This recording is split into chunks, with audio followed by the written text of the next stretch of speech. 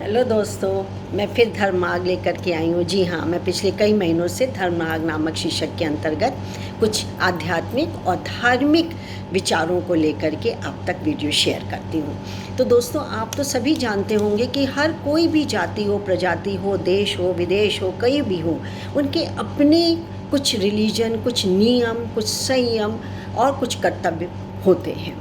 हमारे हिंदुओं में भी धर्म प्रधान होता है और धर्म को के रास्ते को अपनाना एक तरीके से मैंडेटरी है। इस धर्म मार्ग में अनेक रास्ते हैं, अनेक विचार हैं, लेकिन कुछ विचार ऐसे हैं जो कि हर प्राणी के लिए यानी मानव जीवन के लिए ज़रूरी होते हैं। हमें बचपन से ही क्यों सिखाया जाता है कि चोरी मत करो, झूठ मत बोलो और सबसे बड़ी बात, चींटी को भी मारना नहीं है, ऐसे कदम रखो कि चींटी को भी ना मरे। तो ये हमको बचपन से ही सिखाया जाता, कूट कूट के हम लोगों में भर दिया जाता, और ना करें तो कुटाई होती थी ना। तो हम लोग बचपन से ही अपने आचरण को बहुत संयम नियम से रखते थे, और यही बड़े हो करके हम जब भी गलत रास्ते को सोचते भी हैं नहीं सोच पाते। कहने का मतलब ये मेरा है कि जब कभी भी विपरीत परिस्थितियाँ आती हैं, हम घबरा जाते, विरोधाभास हमारे में होते हैं, किसको अपनाएं, किसको छोड़ें, क्या लें, क्या स्वर्ग है, क्या नरक है, क्या पाप है, क्या पुण्य है, क्या धर्म है, क्या अधर्म है। हमारी एक ही चीज़ आती है कि धर्म पर चलना, किसी चीज़ से अच्छे से प्रेरित होकर उस काम को करना। तो इसी श्रृंखला में मैंने आपके लिए इतना अच्छा विचार निकाला है कि बस मज़ा ही मज़ा है।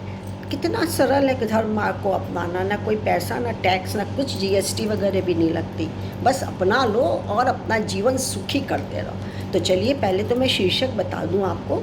शीर्षक है आसक्ति से बचें। आसक्ति मतलब मोह माया ये सब, और इसको हम तक लाए हैं कर्नल शिवदान सिंह जी। आपका बहुत बहुत धन्यवाद और नमस्कार कि मैं आपकी बात जन जन तक पहुंचा रही हूँ, क्योंकि मुझे बहुत अच्छी लगी। चलिए, कर्मणे वाधिकास्ते माँ फलेषु कदाचन। गीता की ये पंक्ति जनमानस में विख्यात है। साधारणतः यही समझा जाता है कि भगवान कह रहे हैं कि कर्म करना मनुष्य का अधिकार है, परंतु उसके फल की कामना उसे नहीं करनी चाहिए। ये कहना बहुत आसान है, परंतु कर्मफल को भूलना एक साधारण मानव के लिए बहुत मुश्किल है। जीव की भोगों में प्रवृत्ति होती है तथा इस प्रवृत्ति के कारण ही जीवन मरण के चक्कर में पड़ा हुआ है। शास्त्रों में वर्णित कर्मों के फल से जीव आसानी से मुक्ति पा लेता है।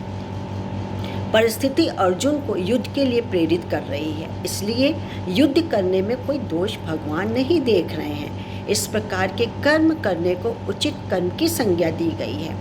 शास्त्रों के विरुद्ध कर्म को विकर्म कहा गया है तथा जीव को उसे करने का कोई अधिकार नहीं। कर्मफल की आसक्ति का मुख्य कारण है ईश्वर के प्रति समर्पण की भावना का अभाव। यही होता है, मनुष्य अपनी अल्प बुद्धि मतलब कम बुद्धि से यह सोचने लगता है कि मुझे तुरंत ही मेरे कर्मों का फल प्राप्त हो जाना चाहिए, परंतु हमारा परम पिता ईश्वर ही अच्छी तरह जानता है कि हमारे द्वारा अर्जित पूंजी कहाँ और कब ठीक प्रकार से खर्च होनी चाहिए। जब हम अपने अंतःकरण में ईश्वर के प्रति पूर्ण समर्पण की भावना लाएंगे तथा सारा फल उन्हीं पर छोड़ देंगे, तो जीव को दो लाभ होंगे। वह फल के प्रतिफल से बचेगा तथा उसके कर्म फल का सही स्थान व समय पर सदुपयोग भी होगा।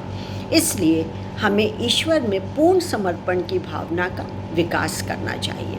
इस प्रकार इस युग में भी मनुष्य सच्चिदानंद को प्राप्त कर सकता है, साथ ही मोक्ष प्राप्ति भी आसान होगी। यह सत्य है कि यदि हम प्रभु के बताए मार्ग पर चलेंगे तो प्रभु हर समय हमारे साथ है। यदि हम मनमानी करने लगेंगे तो प्रभु हमसे दूर चले जाएंगे, रूठ जाएंगे। साथ ही प्रतिकूल परिस्थितियों के आने की संभावना प्रबल हो जाती है। हमें चाहिए कि ऐसी कोई भी परिस्थिति हमारे जीवन में ना आने पाए जिससे प्रभु हमसे दूर हो जाएं और हम उनकी कृपा से वंचित हो जाएं।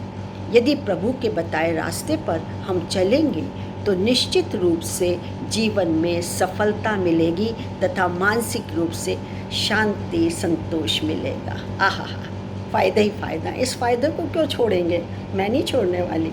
चलिए मैं अपना पहले परिचय दे दूं, मैं डॉक्टर मंजू जैन, मेरा आपको नमस्कार। मैं retired associate professor from SN degree college Kanpur. आज के लिए बस इतना ही, फिर एक अच्छी से विचार को फिर मैं छांटूंगी और आपके पेश करूंगी। तब तक के मुझे इजाज़त दीजिए, आज्ञा दीजिए। नमस्कार, थैंक यू।